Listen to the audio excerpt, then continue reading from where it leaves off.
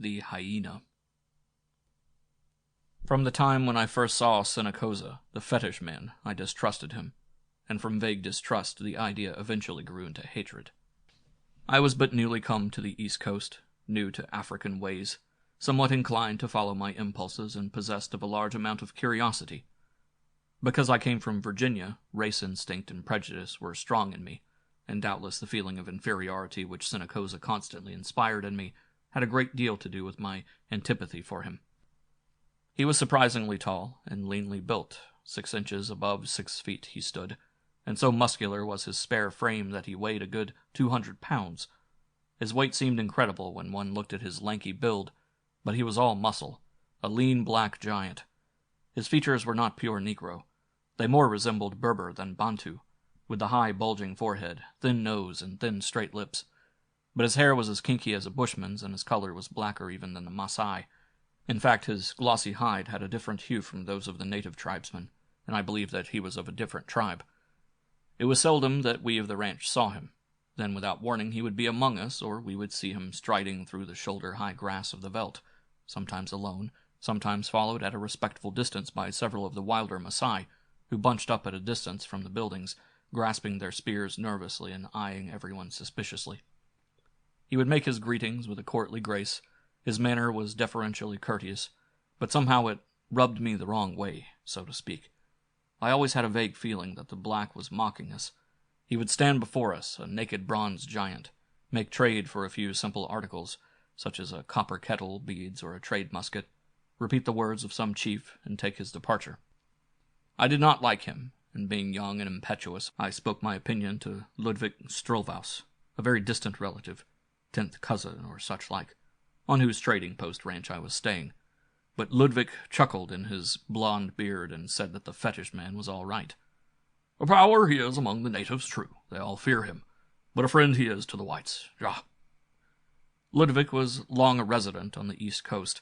He knew natives, and he knew the fat Australian cattle he raised, but he had little imagination. The ranch buildings were in the midst of a stockade, on a kind of slope overlooking countless miles on miles of the finest grazing land in Africa. The stockade was large, well suited for defense. Most of the 1,000 cattle could be driven inside, in case of an uprising of the Maasai. Ludwig was inordinately proud of his cattle. 1,000 now, he would tell me, his round face beaming.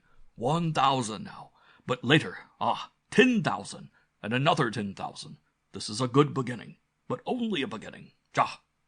I must confess that I got little thrill out of the cattle. Natives herded and corralled them. All Ludwig and I had to do was ride about and give orders. That was the work he liked best, and I left it mostly to him. My chief sport was in riding away across the veldt, alone or attended by a gun-bearer with a rifle. Not that I ever bagged much game. In the first place, I was an execrable marksman. I could hardly have hit an elephant at close range. In the second place, it seemed to me a shame to shoot so many things. A bush antelope would bound up in front of me and race away, and I would sit watching him, admiring the slim, lithe figure, thrilled with the graceful beauty of the creature, my rifle lying idle across my saddle horn.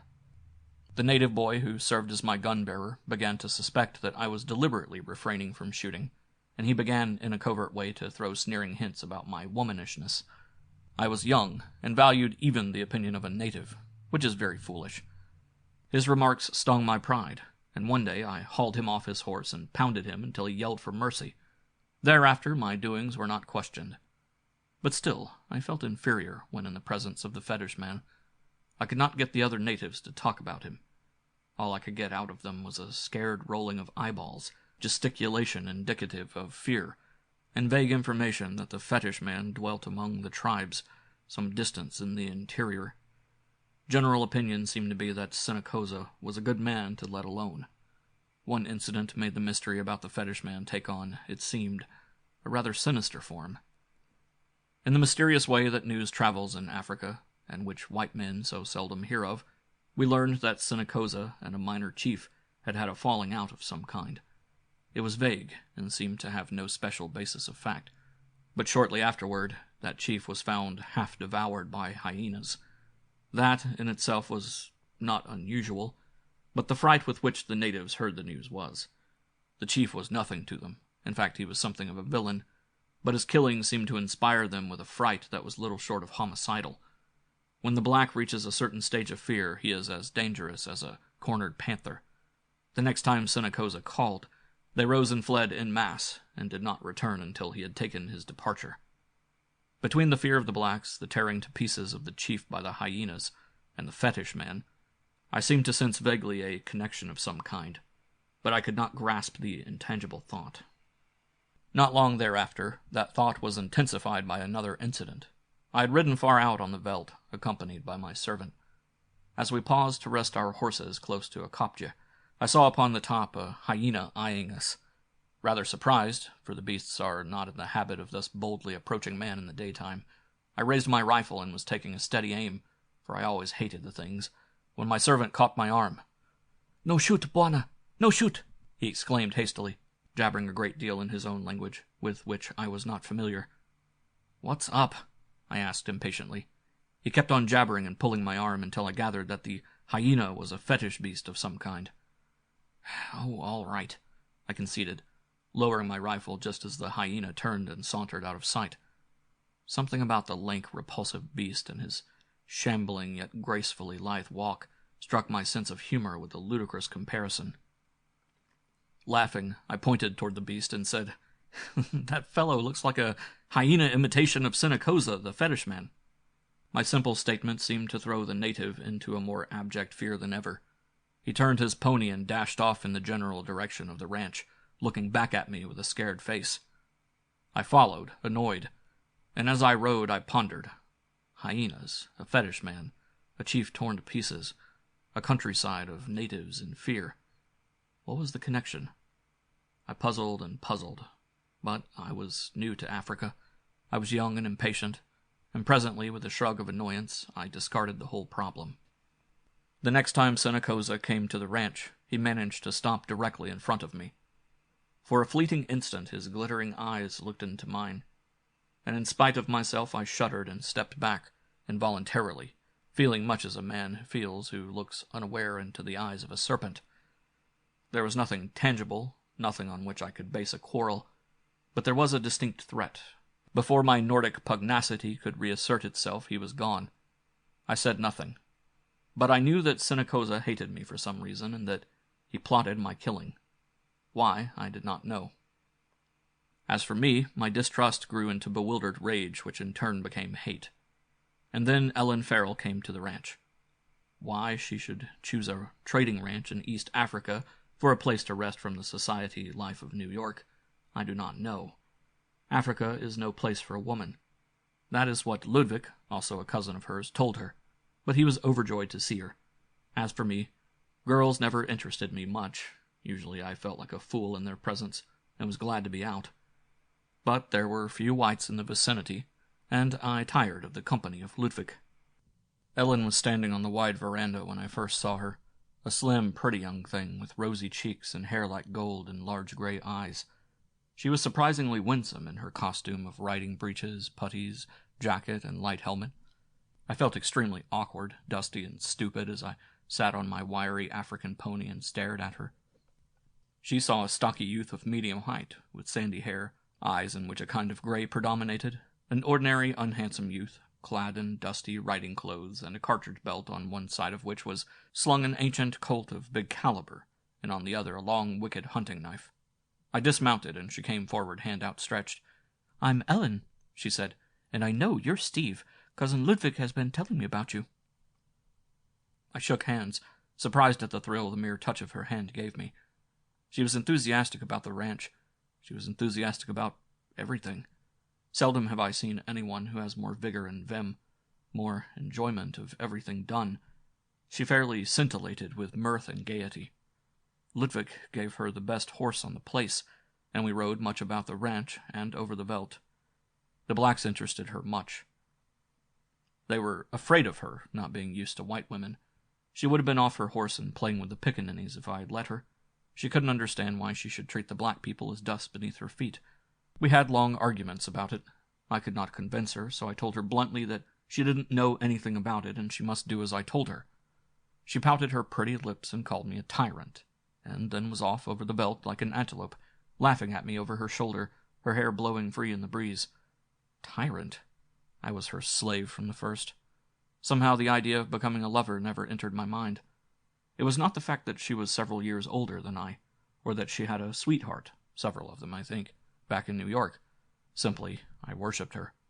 Her presence intoxicated me, and I could think of no more enjoyable existence than serving her as a devoted slave. I was mending a saddle one day when she came running in. "Oh, Steve," she called, "there's the most romantic-looking savage. Come quick and tell me what his name is."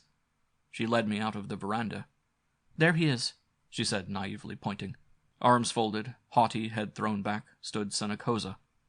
Ludwig, who was talking to him, paid no attention to the girl until he had completed his business with the fetish man, and then, turning, he took her arm and they went into the house together. Again I was face to face with the savage, but this time he was not looking at me. With a rage amounting almost to madness, I saw that he was gazing after the girl. There was an expression in his serpent-like eyes. On the instant my gun was out and leveled. My hand shook like a leaf with the intensity of my fury. Surely I must shoot Senecoza down like the snake he was. Shoot him down and riddle him. Shoot him into a shredded heap. The fleeting expression left his eyes, and they were fixed on me.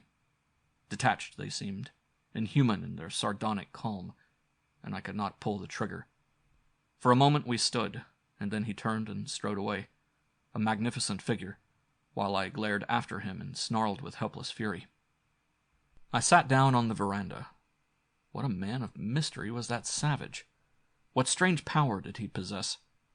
Was I right, I wondered, in interpreting the fleeting expression as he gazed after the girl? It seemed to me, in my youth and folly, incredible that a black man, no matter what his rank, should look at a white woman as he did. Most astonishing of all, why could I not shoot him down? I started as a hand touched my arm. "What are you thinking about, Steve?" asked Ellen, laughing. Then before I could say anything, "Wasn't that chief, or whatever he was, a fine specimen of a savage? He invited us to come to his kraal.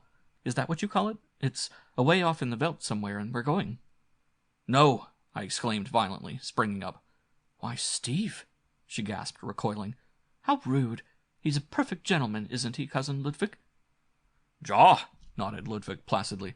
"We go to his kraal sometime soon, maybe. A strong chief, not savage. His chief has perhaps good trade." "No," I repeated furiously. "I'll go if somebody has to. Ellen's not going near that beast." "Well, that's nice," remarked Ellen somewhat indignantly. "I guess you're my boss, Mr. Man." With all her sweetness, she had a mind of her own. In spite of all I could do, they arranged to go to the fetish man's village the next day. That night the girl came out to me, where I sat on the veranda in the moonlight, and she sat down on the arm of my chair.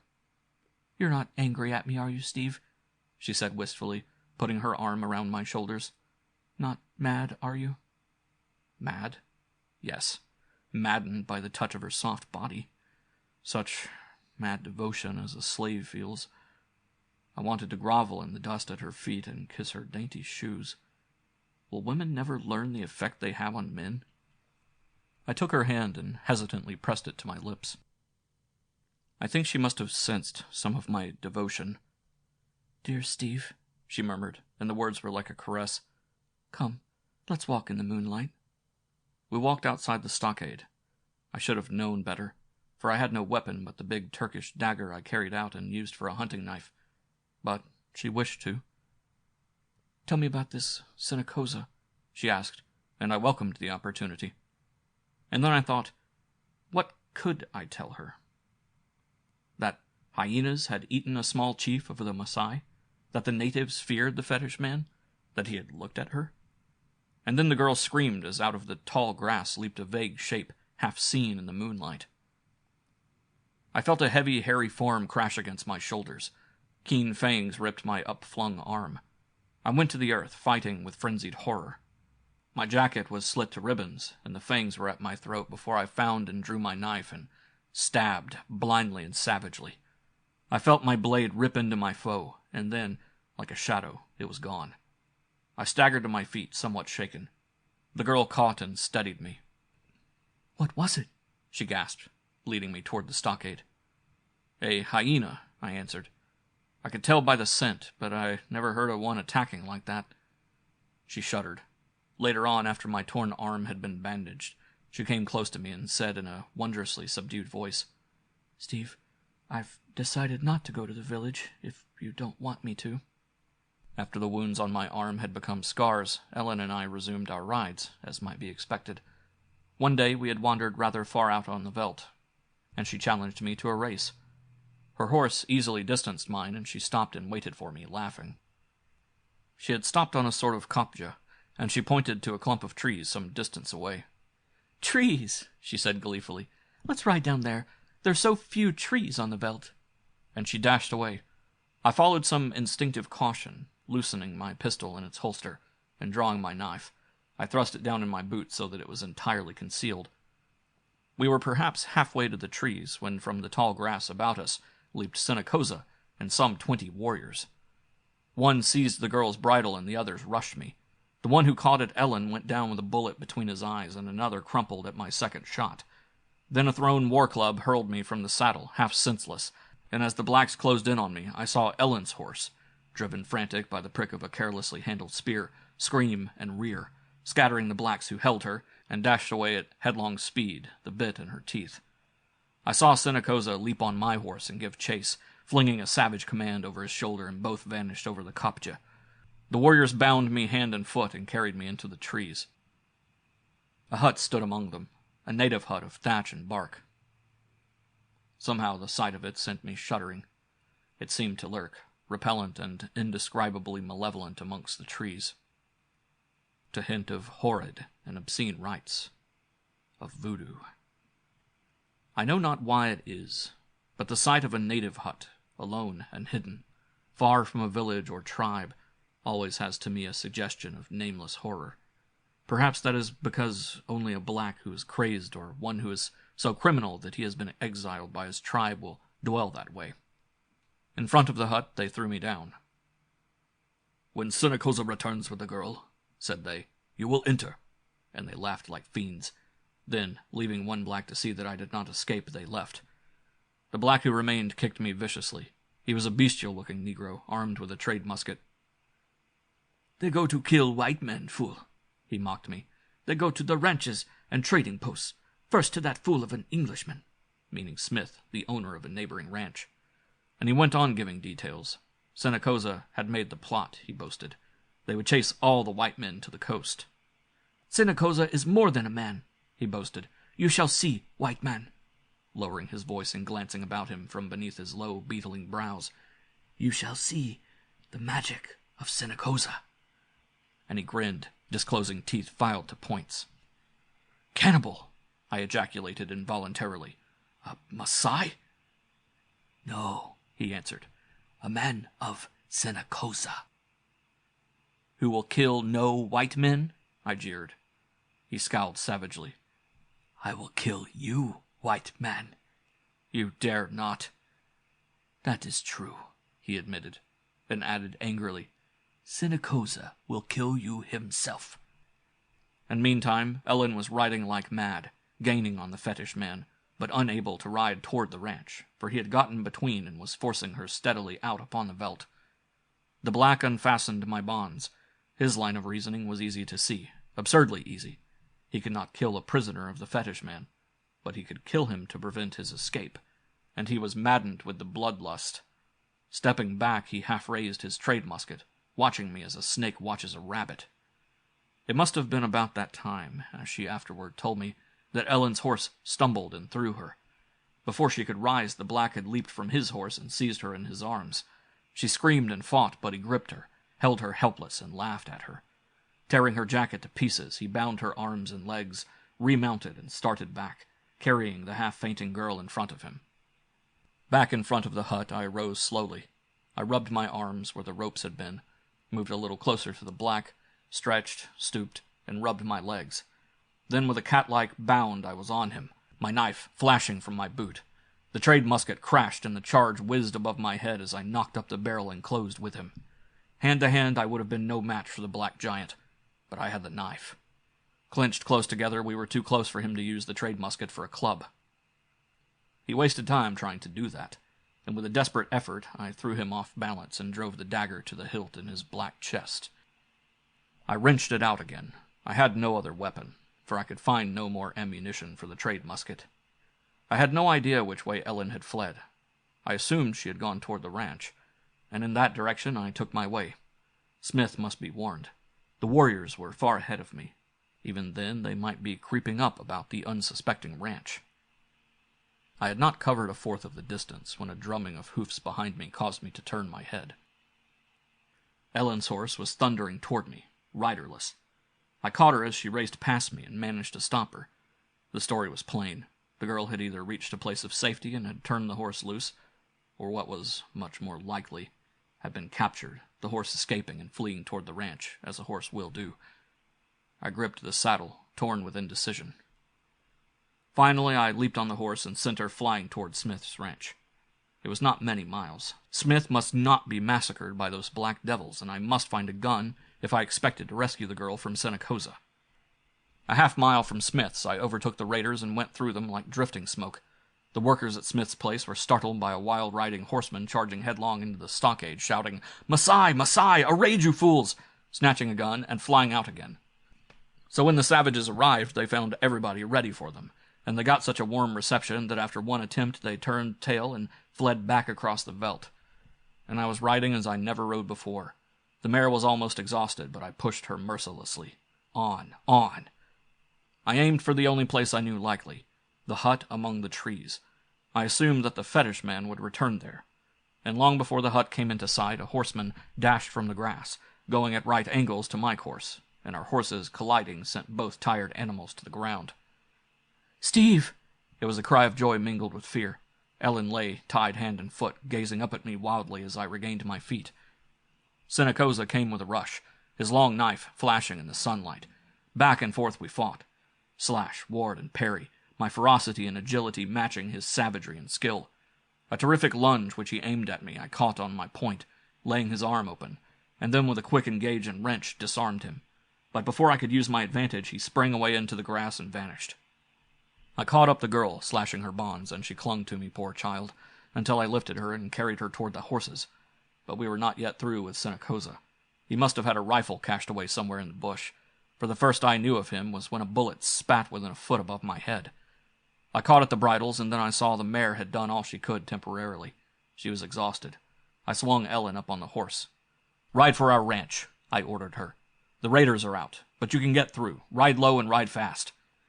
"But you, Steve—" "Go, go!" I ordered, swinging her horse around and starting it. She dashed away, looking at me wistfully over her shoulder.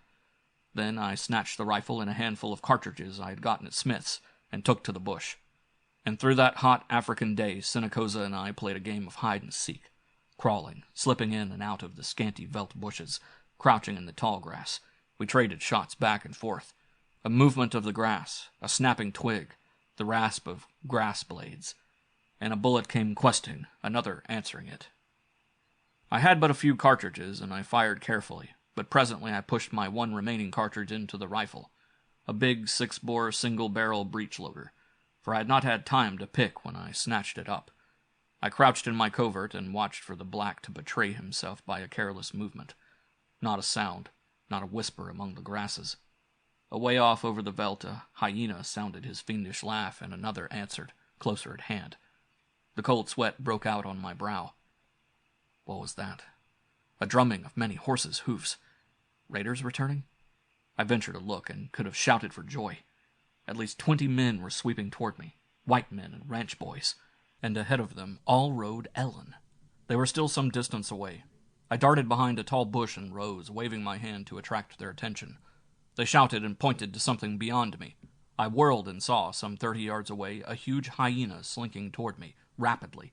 I glanced carefully across the veldt. Somewhere out there, hidden by the billowing grasses, lurked Senecoza.